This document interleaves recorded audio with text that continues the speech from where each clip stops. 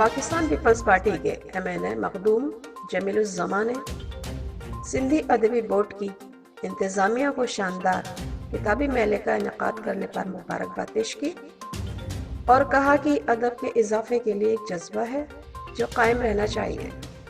इस सिलसिले में न सिर्फ सिंधी अदबी बोर्ड को बल्कि तमाम तालीमी इदारों को अपना अपना किरदार अदा करना चाहिए।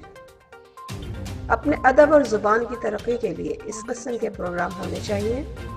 इन ख्यालात का इजहार वो सिंधी अदबी बोर्ड में 3 रोज़ा किताबी मेले के इफ्तिताह के दौरान सहाफ़ियों से किया। Report Naseer Khan, mission news, Jamshed. तकरीबन हिकिड़े साल में जा कोन था पर तकरीबन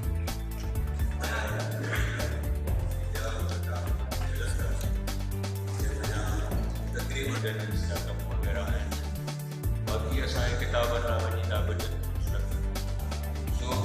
पहिरीं दफ़ो 72 लख सरकार वोट जे करे कटे छॾिया।